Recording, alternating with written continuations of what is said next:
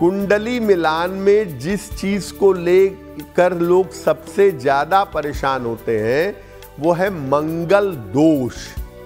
मंगल दोष कितना इंपॉर्टेंट है, कितना महत्वपूर्ण है, ये भी जानते हैं। देखिए, कुंडली में मंगल अगर कुछ खास जगहों पे बैठा हो, लग्न, चतुर्थ, सप्तम, अष्टम, द्वादश, तो कुंडली में मंगल दोष पैदा हो जाता है। कुंडली में पहले, चौथे, सातवें, आठवें और 12वें स्थान में मंगल हो तो कुंडली मांगलिक हो जाती है। अगर लड़की की कुंडली में मंगल दोष है, यानी एक की कुंडली में मंगल दोष है, तो दूसरे की कुंडली में उस मंगल का काट होना चाहिए, उस मंगल का कैंसिलेशन या काउंटर होना चाहिए।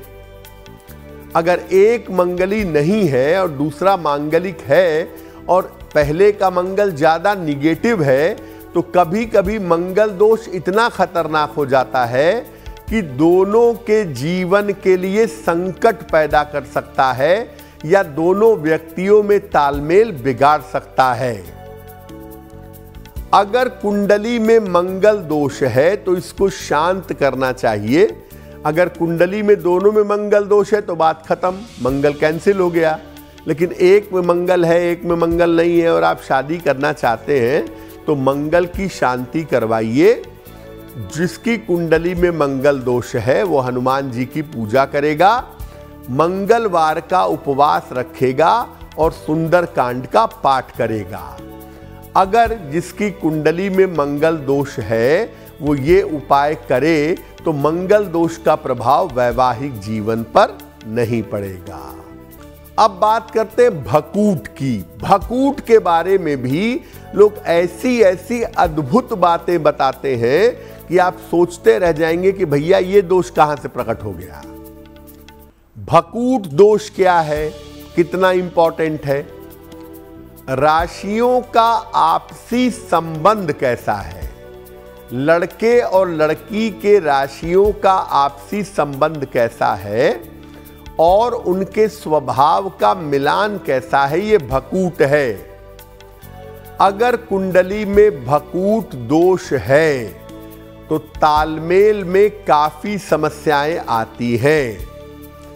अगर दोनों की राशियां एक दूसरे से 2-12 हो, द्विद्वादश हो, दोनों में षडाष्टक हो, 1-8 का संबंध हो या 9-5, 9 पंचक का संबंध हो तो भकूट दोष बन जाता है। लेकिन इसकी एक कंडीशन ये है कि अगर लड़के और लड़की की राशियों में मित्रता हो, वर और कन्या की राशियों में मित्रता हो या दोनों के स्वामी एक हो तो ये भकूट दोष भंग हो जाता है। अब बात करते हैं गण की। गण क्या होता है और कुंडली मिलान में गण कितना महत्वपूर्ण है। देखिए, अलग अलग नक्षत्रों के अलग अलग गण होते हैं। कुल मिला के 3 गण होते हैं, मानव गण, देवगण और राक्षस गण। अगर गणों में तालमेल ना हो तो पति पत्नी के बीच में शत्रुता पैदा हो सकती है। राक्षस गण का और मानव गण का विवाह सबसे ज्यादा अनुचित माना जाता है। इसके परिणाम स्वरूप संबंध बहुत ज्यादा खराब हो जाते हैं। लेकिन अगर लड़के और लड़की की राशियों में अच्छी मित्रता हो, ग्रह मैत्री बढ़िया हो तो गण दोष भंग हो जाता है। अब ये जानते हैं कि ग्रह मैत्री होती क्या है और ग्रह मैत्री कुंडली मिलाने में कितनी महत्वपूर्ण होती है। देखिए, कुंडली मिलान में सबसे ज्यादा जो महत्वपूर्ण है वो नाड़ी, भकूट, गण ये सब नहीं है।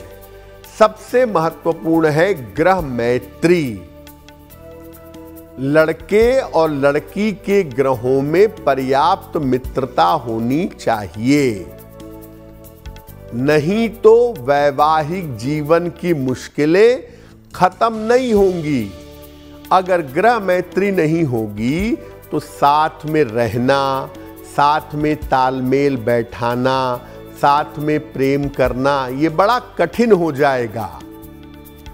ग्रह मैत्री का एक फायदा ये भी है कि अगर कुंडली में लड़के और लड़की के ग्रहों में पर्याप्त मित्रता है तो गण दोष, भकूट दोष और बहुत सारे दोषों का प्रभाव नहीं रहता है।